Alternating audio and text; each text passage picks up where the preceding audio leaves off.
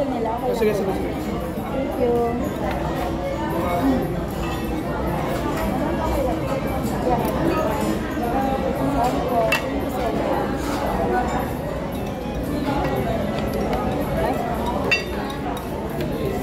Ano mo sabi? Manghang yan. Huwag mong lalagyan ng dilaw.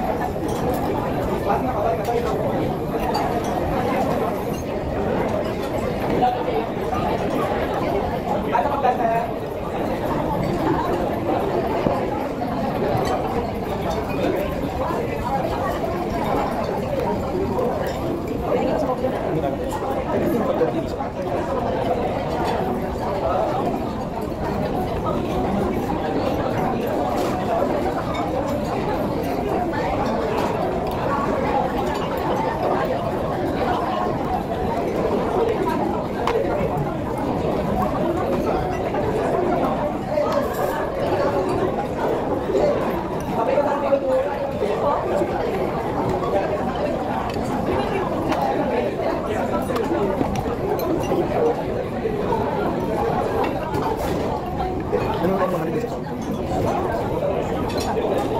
Parang yung book. Happy siya. That's a one. Pero very slow. Pero good.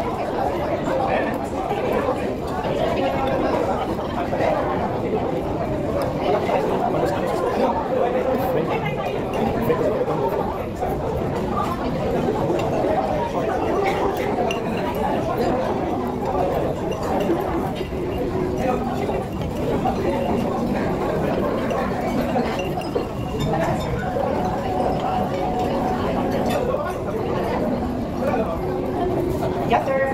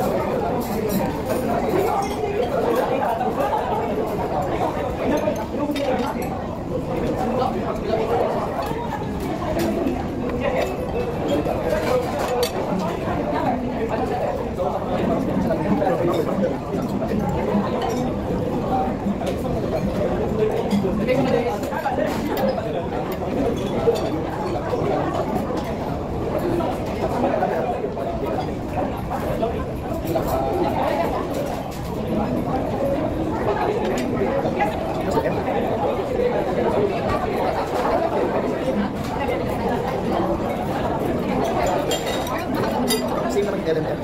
1 inch lang.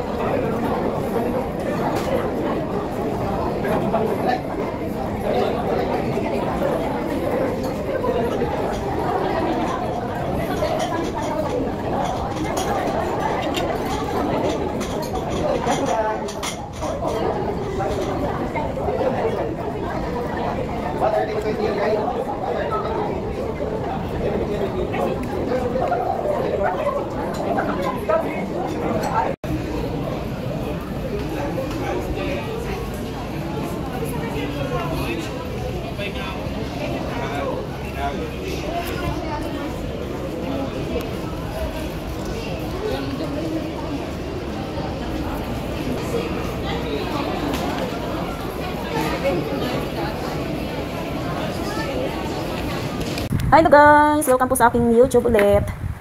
So, ang ganda ng ano ko guys, oh. Tingnan nyo naman yung aking damit. Tawag dito, sport bra ba to? So, ang ganda niya. Bigay to sa akin ni Madam Virgie. Tsaka ito, tingnan nyo naman kung gaano siya kaganda. So, I'm so in love talaga this bag. See? First time ko magkaroon ng ganitong bag. Marami siyang binigay sa akin. Meron siyang binigay na chocolate, lipstick ito. Kasi mahilig siya sa lipstick, so binigyan niya ako. Tapos, money. Bigay siya sa akin. Tapos, what else? Chocolate. Pero binigay ko na sa mga pamangkin ko.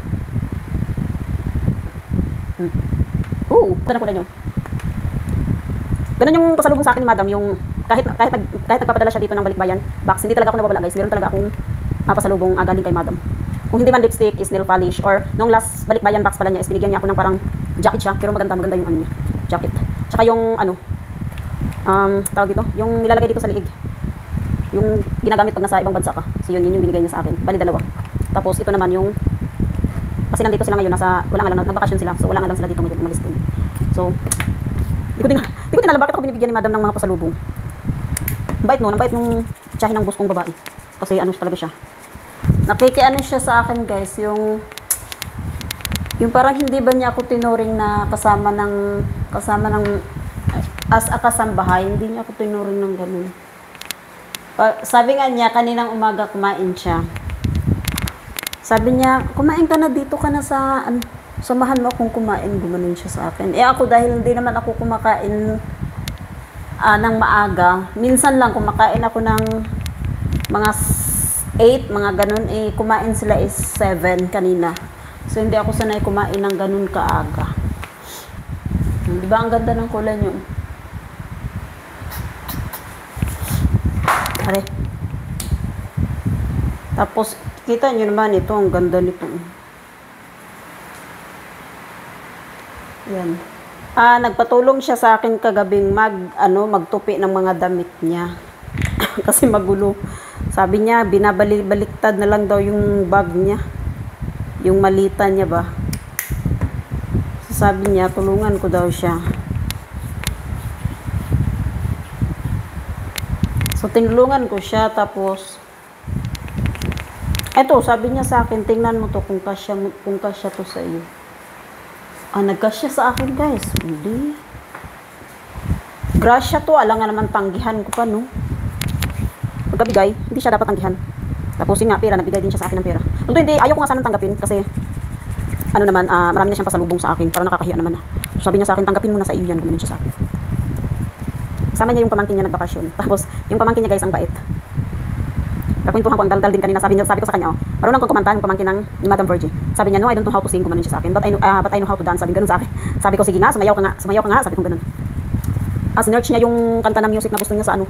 So, sakala ko naman yun pala silos lang pala yung gusto niyang kantahin. Ganun siya. Tapos, madaldal, kakwentuhan ko yung pamangkin ng Madam Virgie. Diba? Walang masamang tinapay sa akin guys pag mabait din sa akin. Si Madam Virgie mabait yun, yung tiyahin ng boss kong babae. Mabait siya. So siguro dahil ako yung nagbantay sa kapatid niya nung may sakit. Tsaka matagal na ako dito sa boss ko guys. Kung pagsasamahin doon sa kasama nung, kasi nawawala ako dito minsan nawawala ako eh. Last time pala is 8 months, tapos 1 year akong nawala. Tapos bumalik ako dito. Yung si Madam Virgie, isa yun siya nagsasabi sa akin na bumalik na daw ako dito. Sabi sa akin. Ano siya kaan. So kahit nung wala na din ako dito, magka-chat pa rin kami nung ni Madam Virgie. Kahit yun siya yung sabi sa akin, sige na bumalik ka na doon kay Ate Jude, gumanon siya. Kasi kilala ka na nila, sanay na sila sa iyo. Piling ko nga pag magkasama kami ni Madam Virgie sa bahay, kakasundo kami kasi yung ugali niya parang yung kapatid din yung si Lolo Papa. Mabait sila magkapatid guys, yung tiyahin ng boss ko. Mababait sila lahat. Siguro dahil depende din ata yun sa tao kung mabait din sa kanila, ganun. Siguro dahil matagal na ako dito, kaya din yata sila sa akin. So magpaganda tayo kasi para naman hindi tayo magmukhang kasambahay. Kahit kasambahay tayo, magpaganda tayo, oy. Diba? Even you don't have a boyfriend, so you always be happy. Even you're single, like me, I'm single, but I'm happy. But deep inside, I'm still broken-hearted. Hindi naman sagot no kung single ka. So as long as you're happy, enjoy. Enjoy your life. Diba? I'm 43 years old, so look at my face.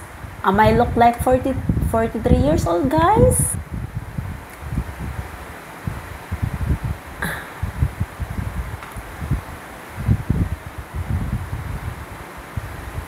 Because I'm still love him, my ex-boyfriend. So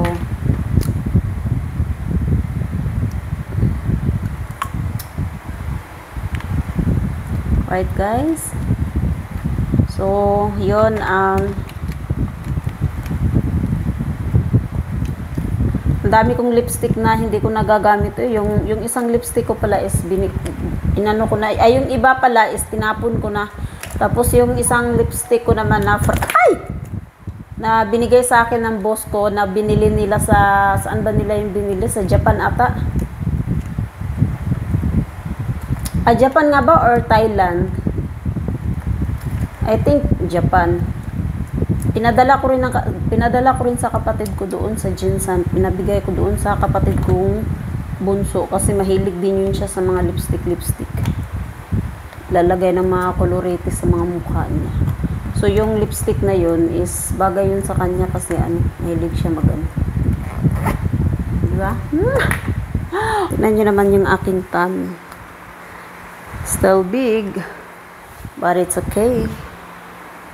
So yun, guys, bye guys. So yun, basta ako na in love ako dito sa aking bag. Oh. Kaso guys, di ako marunong talaga magdala ng mga talaga, yung mga damit ba na diba? Kasi baduy kasi talaga ako manamit Maka chinelas lang ako at saka okay na sa akin, diba? So to siya, guys, original or class A? I think original to siya kasi yung bag naman ni Madam Virgie para mga original naman diba? Ang ganda talaga niya, promise, diba? Pwede ko din siyang iganito. So mukha akong social, parang akala mo ba naman yung wallet ko may laman. Diba? Sabi ng kapatid kong babae, dapat manang yung laman ng wallet mo is nasa 10,000. Sabi ko, pambihira naman. Sabi yung ganun, kahit may 1,000 na lang sa wallet ko, okay na yan. Di ba? Ang ganda talaga niya, grabe. So yun, guys, hanggang dito na lang yung aking video. Salamat po pala sa inyong lahat sa mga nanonood ng aking video. Bye guys, God bless, have a good night.